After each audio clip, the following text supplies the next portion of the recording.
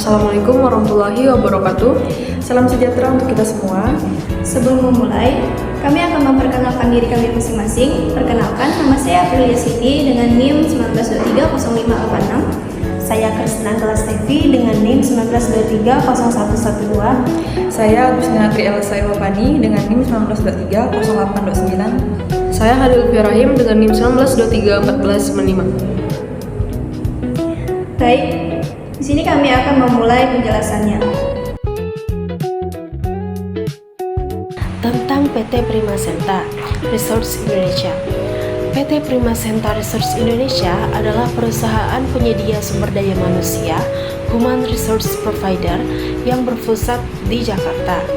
Perusahaan ini berfokus pada penyediaan tenaga kerja profesional di berbagai industri seperti perbankan, retail, dan layanan publik.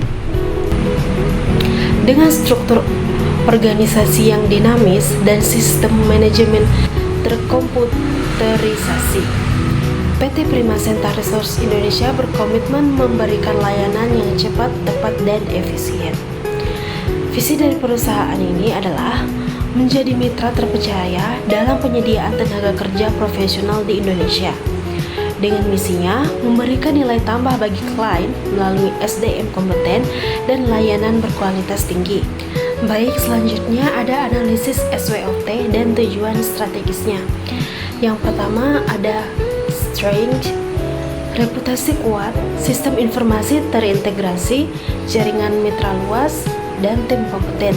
Lalu yang kedua ada weakness, proses operasional belum sepenuhnya didukung TI terdokumentasi, kurang standarisasi prosedur, dan ketergantungan pada proses manual. Lalu yang ketiga ada opportunities, peningkatan kebutuhan tenaga kerja profesional, perkembangan teknologi digital, potensi ekspansi, layanan HR outsourcing. Keempat ada threats atau ancaman, persaingan ketat, perubahan regulasi ketenaga kerjaan, pembaharuan TI berkelanjutan. Tujuan organisasi yang cocok meliputi perluasan jangkauan layanan, optimalisasi digitalisasi, penguatan kolaborasi, peningkatan kualitas layanan, standarisasi proses, automasi administratif, dan investasi pada modernisasi TI. Baik, di sini saya akan menjelaskan struktur organisasi dan tugas dari PT Primasenta Resource Indonesia. Struktur organisasi ini memiliki pola fungsional dan dinamis, dirancang untuk mendukung kelancaran operasional dan koordinasi efektif. Setiap bagian memiliki tugas dan wewenang yang berbeda namun saling terintegrasi. Yang pertama ada komisioner, yaitu mengawasi dan memberi nasihat kepada direktur dalam kebijakan strategis. Yang kedua ada direktur, yaitu memimpin dan mengendalikan seluruh aktivitas, menerapkan kebijakan umum dan mengambil keputusan strategis. Yang ketiga ada operasional departemen, yaitu memastikan kegiatan operasional sesuai prosedur dan target.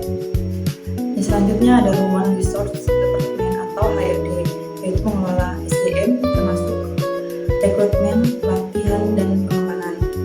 Selanjutnya ada P2 K3, yaitu menjamin kepatuhan standar keselamatan kerja. Selanjutnya ada marketing departemen, yaitu merencanakan strategi pemasaran, membangun hubungan klien, dan menjaga kepuasan pelanggan. Selanjutnya ada finance departemen, yaitu mengelola keuangan, termasuk anggaran, pembayaran, dan laporan. Dan terakhir ada Bureau Branches, yaitu melaksanakan operasional di wilayah kerja masing-masing. Berikut adalah peta enterprise goal objective. Peta ini menghubungkan tujuan strategis organisasi dengan sasaran bisnis utama. Dipetakan berdasarkan 4 perspektif balance scorecard atau BSC, yaitu finansial, customer, internal business process, serta learning and growth. PG01 yaitu nilai pemangku kepentingan dari investasi bisnis. Memastikan investasi IT memberikan nilai tambah nyata seperti peningkatan efektivitas operasional dan produktivitas. Realisasi manfaat primer. PG02 yaitu portofolio produk dan layanan kompetitif. Menjaga daya saing layanan SDM meningkatkan kualitas dan inovasi dengan HR. Realisasi manfaat primer. EG03 yaitu risiko bisnis terkelola atau perlindungan aset, melindungi data karyawan, aset informasi, dan proses operasional dari risiko. Optimalisasi risiko primer. EG04 yaitu kepatuhan hukum dan regulasi eksternal, memastikan proses bisnis mematuhi regulasi ketenagakerjaan dan standar keamanan informasi. Optimalisasi risiko primer. EG09 yaitu SDM terampil dan termotivasi, mengembangkan SDM kompeten dan adaptif terhadap teknologi untuk layanan HR optimal. Realisasi manfaat primer. Selanjutnya, peta IT Ratman Goal. Peta IT Ratman Goal merupakan pemetaan yang berfungsi untuk menerjemahkan tujuan bisnis organisasi atau enterprise goal ke dalam sasaran strategis teknologi informasi.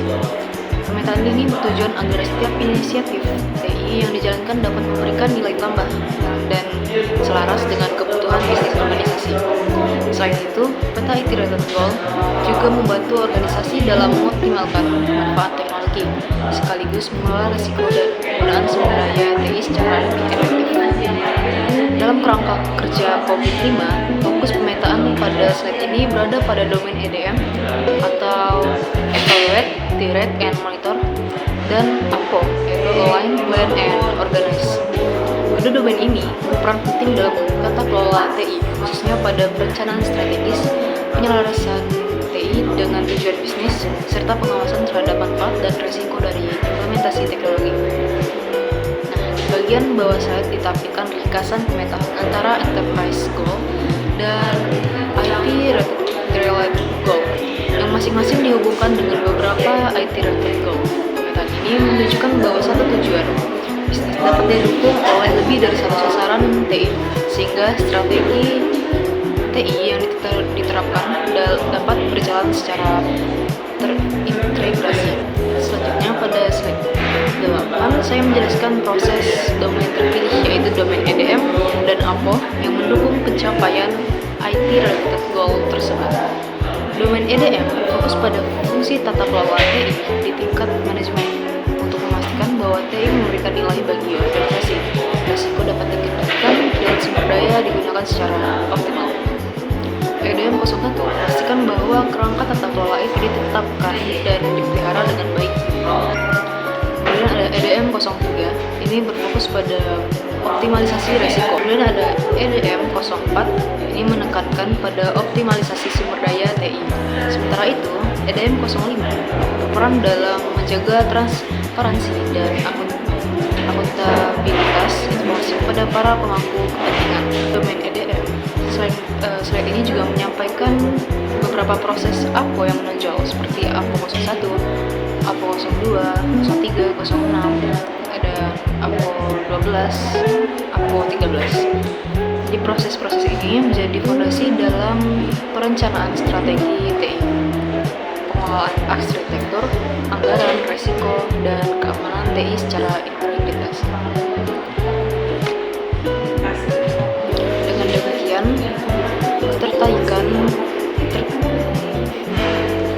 Dengan demikian, keterkaitan antara peta IT related goal dan proses domain EDM serta APO menunjukkan bagaimana tata kelola TI dapat diterapkan secara sistematis untuk mendukung pencapaian tujuan bisnis organisasi.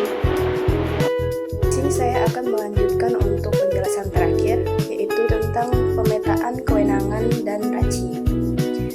Untuk pemetaan kewenangan dalam struktur organisasi PT Premasenta Research Indonesia dengan objek struktur COVID. Di sini ada direktur sebagai CEO atau Chief Executive Officer, kemudian Operational Manager sebagai Business Executive, kemudian HR Manager sebagai Head of HR atau HR Executive, kemudian ada Audit dan Finance Controller sebagai Audit atau Compliance atau RIX. Kemudian ada ada IT Support atau IT Division, ini sebagai CEO atau TI Manager. Ini memastikan kejelasan tanggung jawab dan akuntabilitas. Kemudian dari beberapa penjelasan teman-teman yang lain, diambil kesimpulannya yaitu